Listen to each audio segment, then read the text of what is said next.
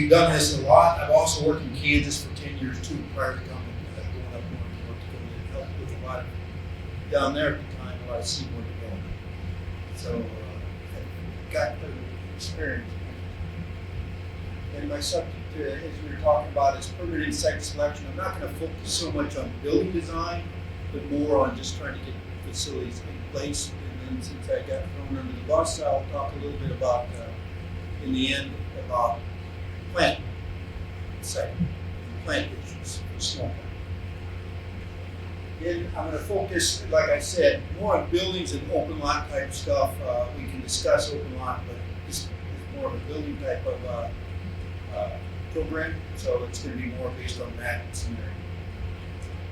The agenda: site selection guidance, permitting requirements, zoning, site maintenance, and offset tools, and some input possibilities. I told you what I added in the end. And the site selection guidelines will be focused more on just general guidelines for building construction and permitting, general permit stuff, and zoning probably more on where a lot of our problems are, more zoning and siting from an older offset, neighbor issues. Just general site selection guidelines. Of course, zoning space is probably number one, because if you don't meet zoning requirements, you're probably not going to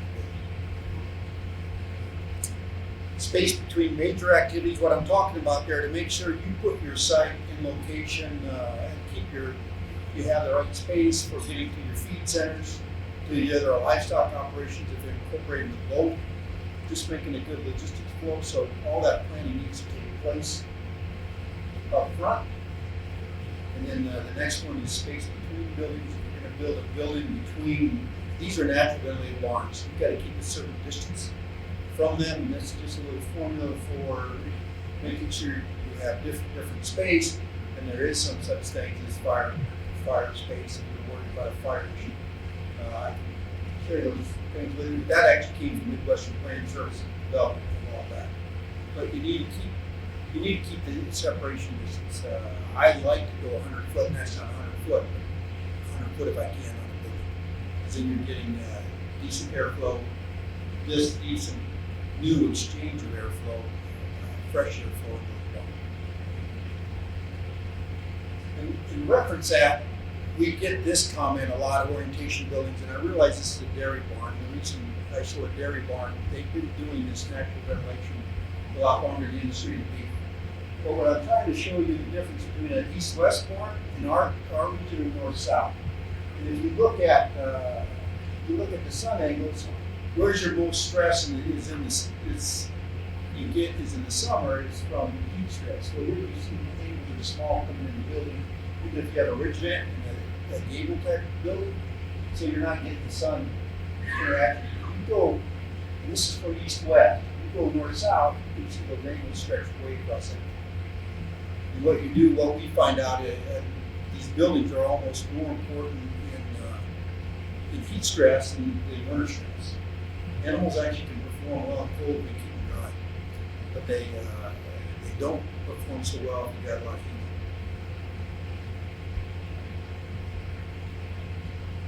Water is an issue in just general siting. You better make sure you have enough volume of water. We usually say 15 to 22 gallons per head per day. And then you need to really have, depending on your water source, and either additional wells.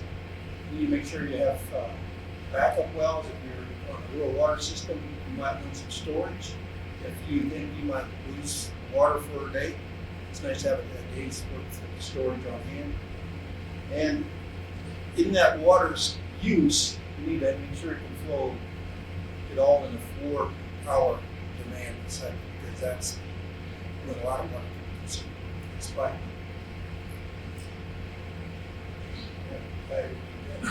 Topography and drainage is important to put in a building.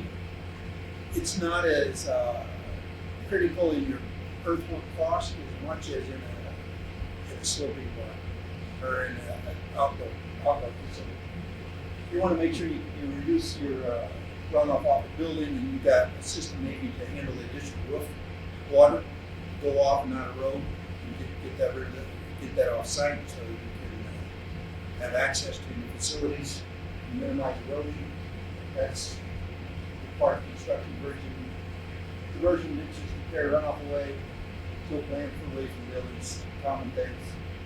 And with these deep pits, you need to kind of figure out where you're locating that site. You might have subsurface water issues, which might create heating in the heavier places. So you need to build it with the proper material going against those deep pit walls. It's a deep pit.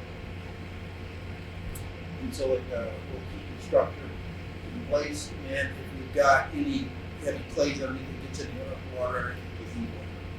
So what you need to do is either put drain towel around it and capture that, or do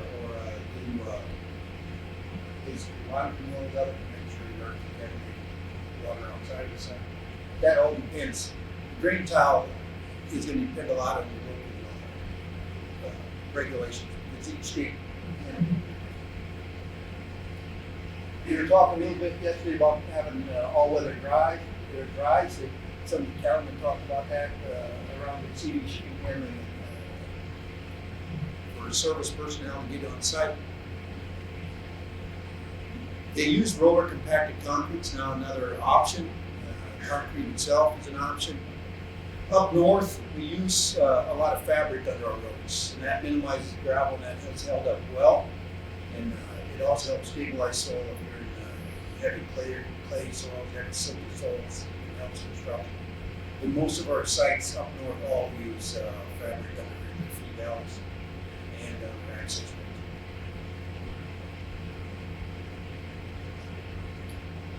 And manure storage and handling, of course, you've got to make sure you can design that to get access to, which we were talking more about, and then meet regulatory requirements, and that depends a lot on the state.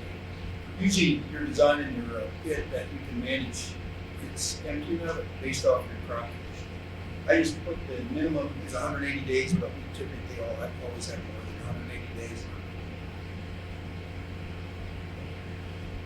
And then a little bit about the grading facility. These are just typical siting. A lot of you already have that. You already have a facility. But similar type things, room for growth, relationship to other buildings, all other roads again, solar and drainage around that also. You need to make sure you have utilities.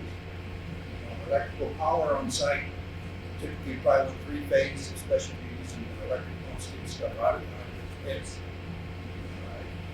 To have, but you need most people have 3-phase in their sites. And then security, if you've got any biosecurity issues that you want to do. A little bit about permitting. It varies by state. Outside the Clean Water Act of 1971 established, the EPA established rules that we had to follow as far as permitting. However, each state takes that and might add a little bit nuances on it and change it up a little bit. They have their own little set requirements. So I don't really, not going to hit each state because they're all a little bit different, but they're close. And I'm just going to use Nebraska kind of as an example, so that's where we're at. The permitting is also based on size, and it's really based off the EPA guidelines of a small capital and medium capital and large capital, which can find animal feeding operations. A lot of you guys already know if you're in the industry. EPA has a valve in cow calf bears. Nebraska calls them animal feeding operations, and they have the small, medium, and large. They don't really address the cow calf bears in there and the large animal feeding operations. However, if you feed your cows and calves for over 45 days in a yard, you could have a permit. However, state inspector will make that. In the Nebraska example, one of the first things you have to do is you got to get a Nebraska inspection by the Nebraska Department of Environmental and Energy. It used to be NDEQ, but they changed their name about a year ago. And you need to do that before you even apply or even get a permit for construction. Because they will make a determination what do they need a permit. Some they won't need a permit. And if you're under that smaller range and you're not contaminating, you might not need a permit at all. And then some of the other requirements of the permit is you got these forms and application disclosure. You got to have your application form. Disclosure means they need to know who all owns that facility, who's all tied into it, and what other facilities that you might be involved in the past, and if you've had any problems in history in the past for operation. Of course, you need to complete a nutrient management plan.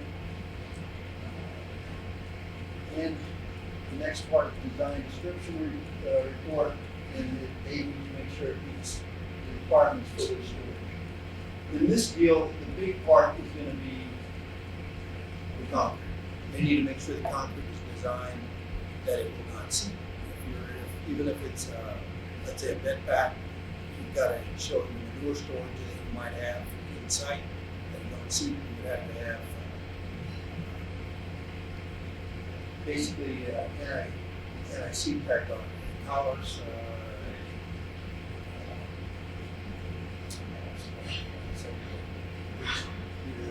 Joint seals. And then if you're actually moving it, they'll be worried about their stations or manuals. You have to have a quality construction plan to make sure it's actually constructed. And it'll have to be certified by the engineer after it's done, that it was done completely according to plan specs. And geotechnical report to determine depth of the water table. You have to maintain a 10-foot separation distance between the bottom of the facility and the water state. And if it's a large concentrated feeding operation, you have to have a best management practice to minimize odor. These are some of the main things. There's some other nuances in it that we need to follow. This is the one area I want to talk a little bit most, and a lot of my focus will be more on zoning. Zoning, when you're dealing with a state permit, it's usually about dotting your I's and crossing your T's. You'll almost always get it unless you really got some geology issues or karst geology, like let's say Iowa is a problem, or in some other states, even Minnesota has karst geology, you might have an issue. Or you're somehow in a contaminated wetland or something like that. But you usually can get that permit. The one that we run into the most problem is zoning.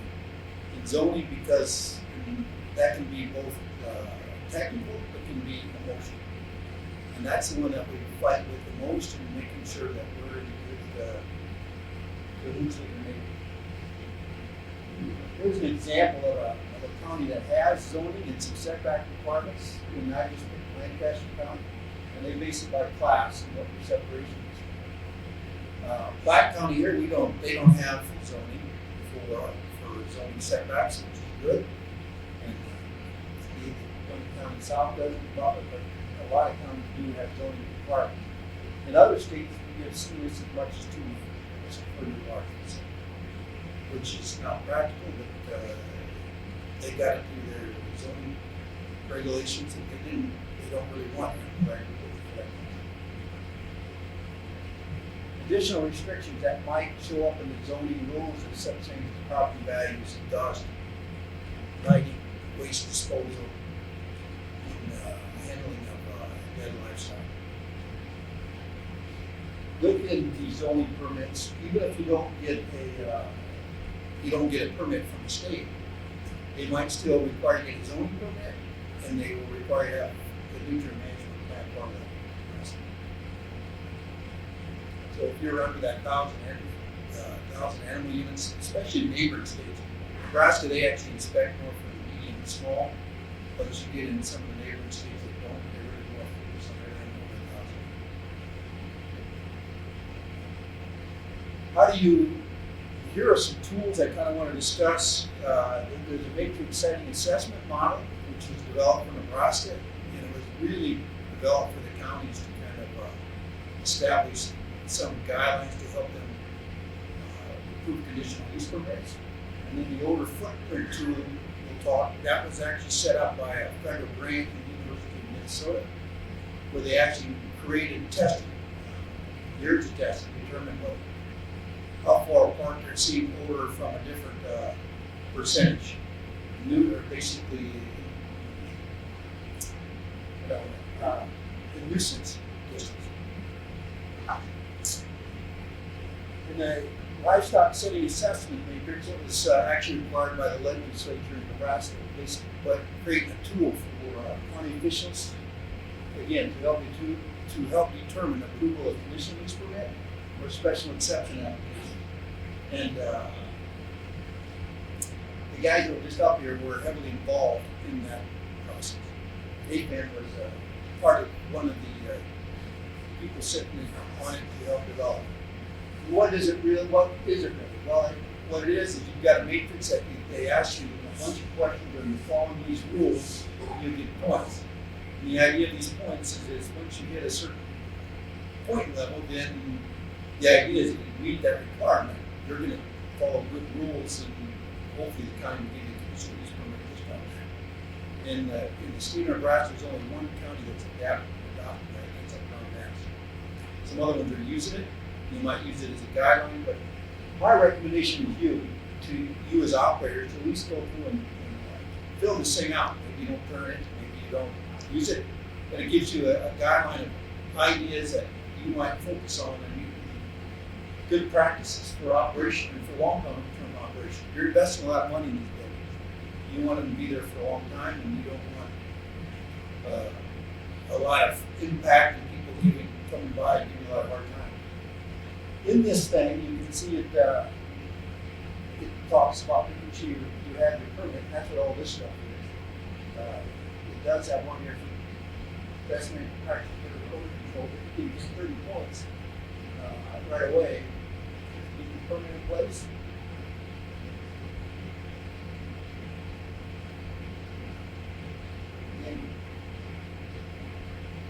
And then they also have one of the items on here, setbacks. If you're meeting setback requirements, then you get another 30 points. So, and the idea is to get 75. So you can see you get a lot of points very quickly if you just follow some general rules and guidelines. And if you got experience in it, you get some additional points. If you are housed in confinement buildings, you get additional points here.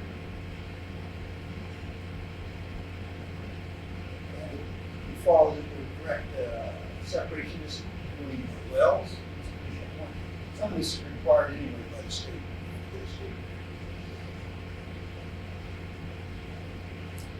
And they have things in here for odor and dust control for getting points, following good manure management practices, doing the right thing as far as land application, or you're injecting, or you're surface supplying. If you're incorporating quickly, you'll get more points on it. If you're using conservation tillage and some of these things, all have impact on the overall building. You separate manure, which in expense probably not that much is going to be done. You might separate the manure if you were doing some separation in your bed back, scraping your alleys and doing something.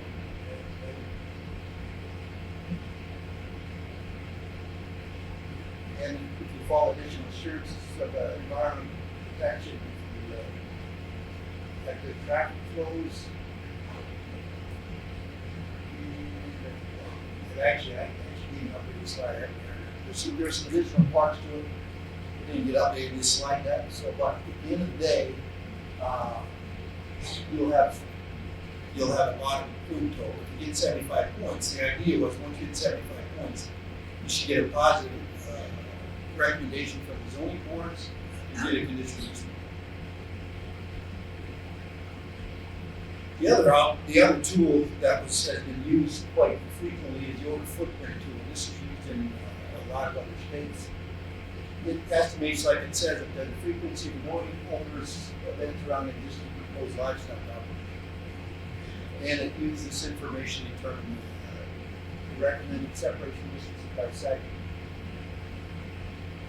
And I told you it was developed in Minnesota, where a lot of people and a lot of students went out and they tested different type of sites, and they went on for a couple of years to make sure they had the right statistical data in different wind events. Now, other states that have adopted it and modified it using their local environmental conditions.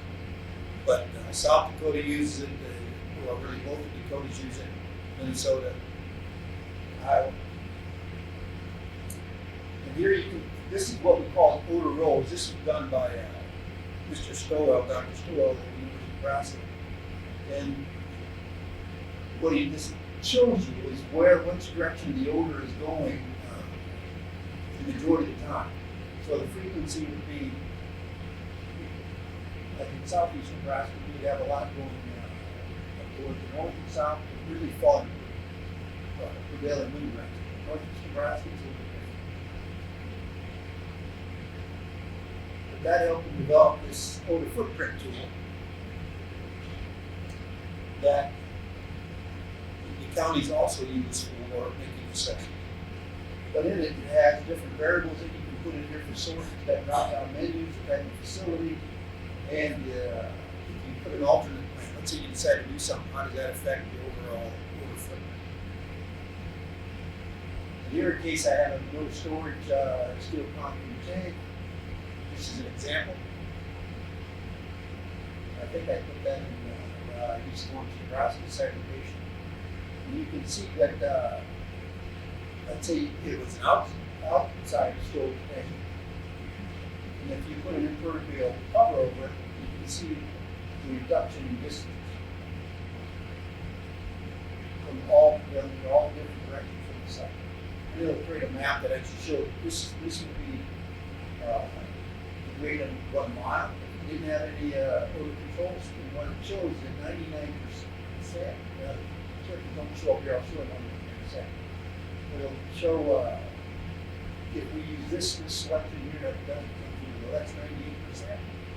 And the black is 94%. So that means in a year, 98% of the time they won't smell good. So if it's 365 days, take that times 2%, in about 7 days they might have no impact. But that's probably not out of the line for operations living in rural America. That's very typical of the odor coming from something else. So they would consider that to be useful. And again, if you add some additional odor controls, you can cut them down. Although an impermeable cover over a cattle barn, that ain't good. The cover itself will provide some impact, being in the pit will provide some impact. What they do on swine barns, they put in what they call biofilters. But a lot of that's because they're pumping ventilation through that pit. It's becoming more prevalent outside those swine barns, and that can help also. So I wouldn't, if you don't need it, I wouldn't recommend it because they're not going to black cost here. And here's one in South Dakota. This is another example that it gives a little bit different format. At the end of the day, I was going to I updated, but it basically showed different circles around here. This one you just show 94%, which is close to this side. If you look above, the 99% would be a couple miles away from that example. In my last part, I'm going to discuss is EQIP. Some of you people have already used it based off the people last night. What the purpose of EQIP is to provide financial assistance to address resource concerns and environmental benefits. So it's a federal program, federal dollars, but the intent is to maybe not maximize your animal production, but really to minimize what's already out there. So you actually get voted better points if you're actually addressing a resource concern on your property. And it shows the benefits, reduction of contamination from agricultural sources. That's really the purpose of it from a federal purpose. What it does is it provides technical resources, both dollars and some assistance in building and construction to meet that benefit. And here's some different types that we can, of different programs, and these are different ones that you could actually get money for. Here you're going to probably focus on this, and you're getting a waste storage facility. Basically, they're paying for your concrete. They're paying it by either cubic storage volume or by surface area if it's a bed pack barn, and then they're going to pay you for the cover. You'll also get money for the nutrient management plan. have a use for managing that and setting it up. However, in this whole process, you get ranked. And now in the ranking system, they want to make sure you've got all your ducks in order. You can get some money to help create a comprehensive interim management plan. And if you have that done, that's going to get you more points, because that means a lot of your applications can go for construction, permit process, so you rank a little bit higher. And how do you apply? The first thing you go to your local NRCS office. I realize now it's a bit more difficult to get a hold of. There is an application form online. It's actually an NRCS 1200 form, an application form. And you can get in a maximum of your farm bill, you get up to $450,000 lifetime for that amount of construction cost. Again, it's based on what money they also have available each year, and that's segregated by states, and that's why they put a priority matrix on their priority evaluation, so they can sort out which resources they can come back from. I think just there's some general things that you would have to get back to stories. You got to own your land, you got to meet your tax costs, income limitation, you got to be market some other things that you want to bring. And each region has some different departments, so each state will address this. Yeah, he cut me off. I had another slide, and I'll talk a little bit about it. As far as these small processing plants, because that kind of came up last night, if you're interested, what resources you got to deal with there? Well, in general, you deal with some of the same siting things up front that we're discussing, but from a permit standpoint, it's a different scenario, because from a zoning, you would have to convert that site to a heavy industrial. It's no longer considered agricultural. That would be one thing you'd have to adjust for that property. If it's on your own, if it's in town, you'd have to make sure that zoning part of the city is zoned heavy industrial. Now you can't get it inside. The second, once you get that part of it, you've got to apply for an industrial waste permit. And that waste permit can be land application, but it's not handled under the CAFA. So it's handled under a different part of the water quality environment. And if you go to a city, you typically have to get a pre-treatment permit through them. It depends on the city and the size. The larger cities manage their own pre-treatment program. The smaller institutions are controlled a lot by the state regulators. They don't have the staff to evaluate. You'll also get a couple different types of processes, because now in that waste treatment of a process, you've got grease. Grease doesn't really work so well from if you're running any type of irrigation system or any land application system. That's how you're getting rid of the lagoon, plug it up. So you got to remove that grease out of it to enhance overall operations. If it goes into pre-treatment, you guarantee you have grease.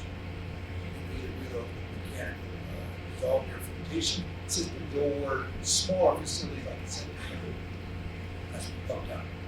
And that material, if you have enough of it, you can process through your rendering, but if not, that can be a and that's about all I have for today. Anybody have any questions?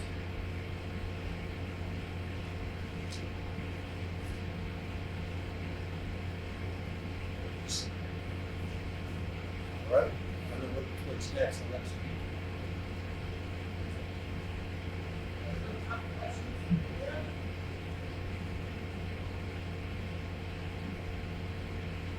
I do want to make a good plug. AFAN is a good source in Nebraska. Oh, there's parts down there. Not close to. Yes. So your alleyways, you put fiber. What's fiber? Fabric. Fabric. Fabric is like a fabric mat that you might see in some road construction, or a fabric grid. Wouldn't want that. You put rock on top of it. Yes. And it holds it. But what we've seen is that you don't replace gravel very often. It actually stabilizes your load. So when you drive on, it actually spreads that load out. Very handy initial construction, to get your construction going, to have fabric on that road going in. Because sometimes you can't get in if you don't do that with gravel. So what's the cost comparison to concrete? Oh, it's quite a bit less. Is that? I think fabric, you guys just priced it probably. It's,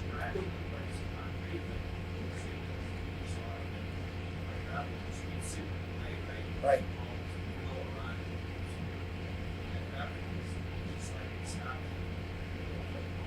And the soil don't mix into it, so it's separate.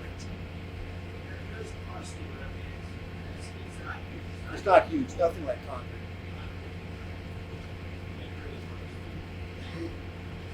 You see a lot in the Dakotas and Minnesota. You don't see it down here as much.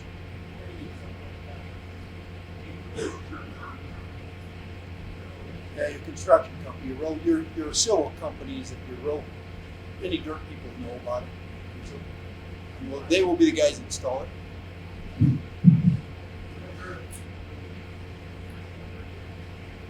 I mean, I got specs and stuff to give you exactly on it.